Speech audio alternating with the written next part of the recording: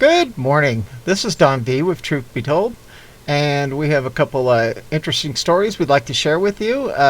But before we move to them, please subscribe. 97% of the people who watch my videos are not subscribers. Only takes a second, and it's completely free. At any rate, without ado, let's go ahead and move to them. First one is World War III. CCP threatens to nuke Japan in full-scale war if they intervene in Taiwan, and there will be no peace talks. There's a video. In a ominous new video that was circulated by the Communist Party of China, they vow to use nuclear bombs on Japan continuously until an unconditional surrender in an all-out war if they decide to intervene in China's planned retaking of Taiwan. Interesting. You know, we can thank the Democrats for the fact that they have nuclear weapons. When we liberate Taiwan, if Japan dares to intervene by force, even if it only deploys one soldier, one plane, or one ship, we will not only return fire, but also wage full-scale war against Japan itself. The extreme rhetoric being pushed by the CCP demonstrates their lack of respect for the new administration that followed 45.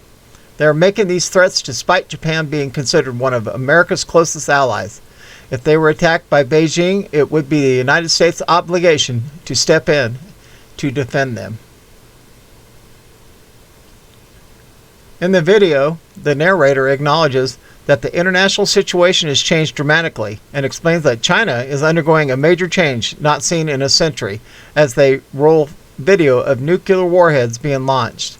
The rising tensions between China, Taiwan, and Japan are a direct result of weak American last foreign policy and the commitment to wokeism by Slow Joe and the Marxist Democrats pulling his puppet strings.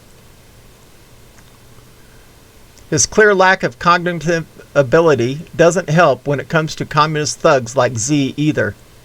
Let's see what we got here. 我们在解放台湾时，如果日本胆敢武力干预，那 Oh, I'll play it, but it's in Chinese. We are warning Japan and informing the world that if Japan interferes militarily in our domestic affairs, including the unification of Taiwan by the mainland, nuclear weapons will surely be used against Japan and will be used continuously until an unconditional surrender. There will be no peace talks in the meantime. The narrator continues, all political policies, tactics, and strategies must be adjusted and changed in the midst of such major changes in order to protect the peaceful rise of our country. Yeah, peaceful, If Japan goes to war with China again, they will take revenge on the old and new scores. Japan is the only country in the world to have been hit with atomic bombs. Nuclear deterrence against Japan will get twice the result with half the effort. Singling out Japan as an exemption to our commitment not to use or to be the first to use nuclear weapons in the world. Japan is an exemption. The threats to Japan are highly concerning and are a complete reversal of China's stance toward them in the past. A CCP official doubled down and told Japan to change its mentality when it comes to getting involved with their takeover of Taiwan.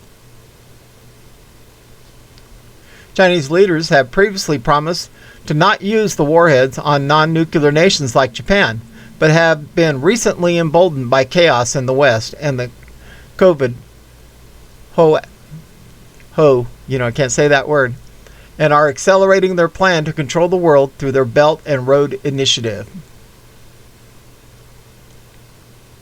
The communists in China are getting extremely bold and more aggressive in their actions, aimed at gaining more power to overthrow the U.S. as the predominant superpower that is leading the world.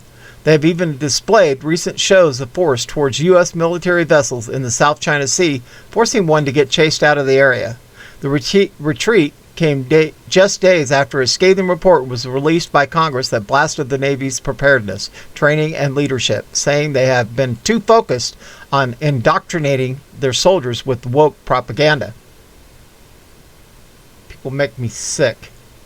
God help us all if they start firing off nukes because China Joe had to make a few bucks for his corrupt family.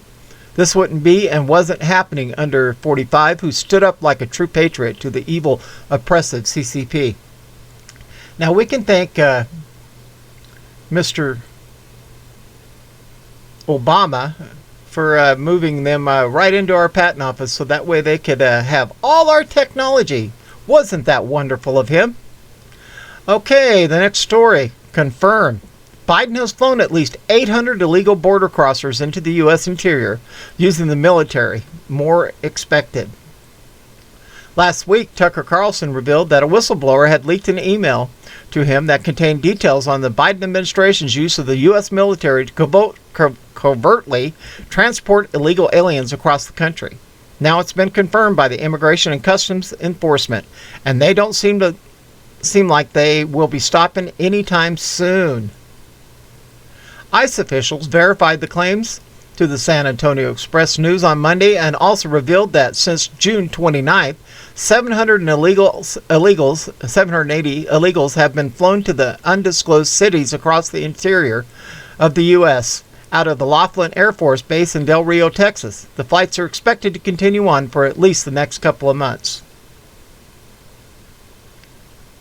According to the report, officials in U.S. Immigration and Customs Enforcement said they signed an agreement with Laughlin Air Force Base in Del Rio last month and have flown more than 700 immigrants from Border Patrol custody to ICE custody since June 29th. The acknowledgement comes after media reports about a leaked email in which Air Force Colonel advises Laughlin military staff to limit releasing details about the flights, which could continue into the coming months. The 60-mile Del Rio border sector is currently dealing with 4 times uptick in migrant traffic compared to last year. Facilities are being overwhelmed by the influx, and officials have been resorted to passing the buck to local communities further north in the U.S. mainland. Flying them to another place might be a more efficient idea. At the end of the day, they'll determine whether they are detained or released. What impact they have on the community will be determined at those other locations, said Jerry Robinette, former head of ICE Homeland Security Investigations in San Antonio, to the Express. Biden's border crisis is getting substantially worse month by month. In June, there were almost 190,000 illegal border crossings alone, putting the total to 1.1 million over the first 6 months of 2021.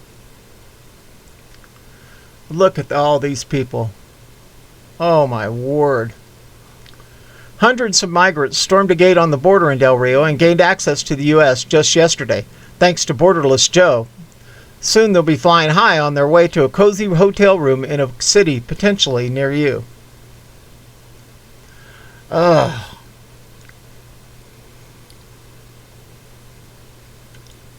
These people just make me ill. They really need to do something, about this crisis at the border. I feel bad for these people, but they need to come into this country legally, just like everybody else. When my family came, on my father's side, they came through legally. They had to have a job, had to have a place to live, had to have a sponsor to watch over them, to make sure that they were doing everything correctly. These people just get handed more and more money. It's just absolutely, totally ridiculous. At any rate, this is Don V with Truth Be Told. We're broadcasting under partly cloudy skies. Looks like we're going to be early 80s again today. We'll take that. And hope everybody has a wonderful day, and we will be out of here.